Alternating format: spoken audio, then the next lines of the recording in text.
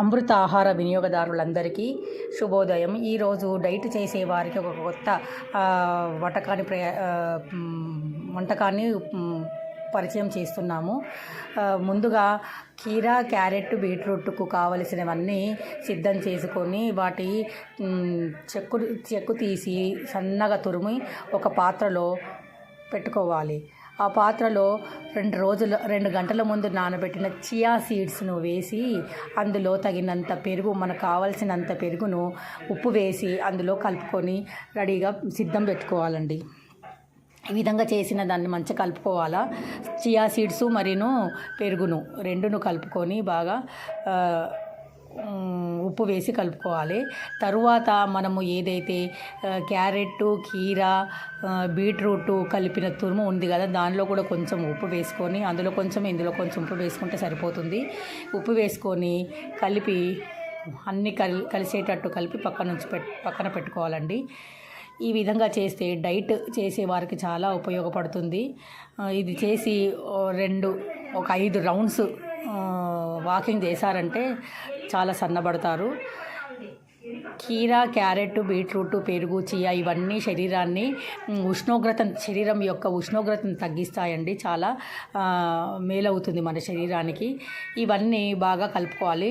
ఇందులో కొంచెం ఉప్పు వేసి కూడా కలుపుకోవాలని చెప్పాను కదండి, అలాగే ఉప్పు వేసుకోవాలి. నేనైతే pink salt, rock salt, Himalaya వాళ్ళది ఉపయోగిస్తాను. అలా అన్నీ కలుపుకున్న తర్వాత దీన్ని కలిపి పక్కన ఉంచుకోవాలి.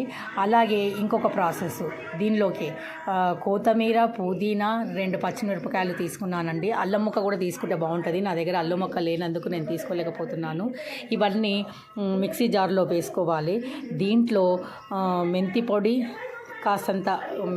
కాసంత జీలకర్ర పొడిను ఉప్పు వేసి గ్రైండ్ చేసుకోవాలి.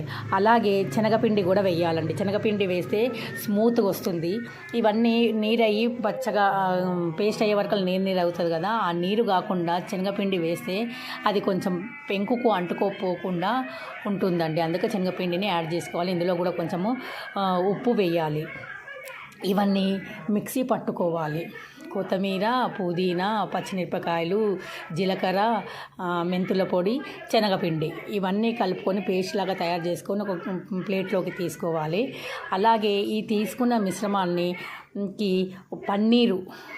పన్నీర్ స్లైజ్గా తీసుకోవాలండి. ముక్కలు ఉన్న పన్నీర్ బాగోదు. స్లైజ్ పన్నీర్ను తీసుకొని దాన్ని ఈ పేస్ట్లో, పచ్చిమిర్చి పేస్ట్లో బాగా మునిగేటట్టు, దానికి పట్టేటట్టు కొంచెంసేపు ఉంచి మనము పెంకు పైన ఆయిల్ వేయకుండా షాలో ఫ్రై చేసుకోవాలండి.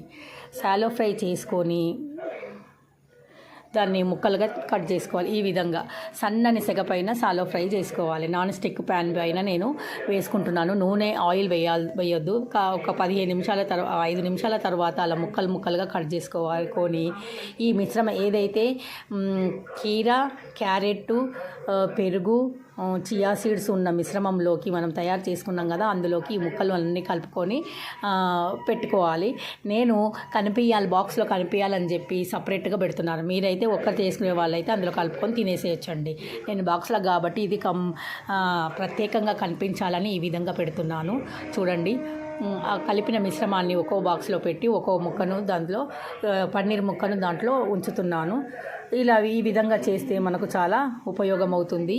హెల్త్ పైన, ఆరోగ్యం పైన బాగా ఆ విధంగా ఒక ముక్కను సపరేట్గా పెడుతున్నాను, ఎందుకంటే బాక్సులలో కనిపించాలని. ఈ విధంగా ప్రతి ఒక్క రోజు ఒక వెరైటీ ఉంటుందండి. అందుకే మా బాక్స్లను మీరు పొందాలంటే నా నంబర్కి కాంటాక్ట్ చేయండి. 7013483230 ఈ నెంబర్కి కాంటాక్ట్ చేసినట్లయితే రోజు ఒక వెరైటీ బాక్స్లో వస్తుందండి. అన్నీ పుష్కలంగా లభిస్తాయి.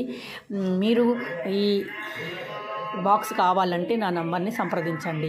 అందరికీ ఆరోగ్యం పంచడమే నా విధి, నా ధర్మంగా భావిస్తున్నాను. ఈ విధంగా తయారు చేసిన బాక్స్లను మీకు అందిస్తున్నందుకు చాలా సంతోషంగా ఉంది.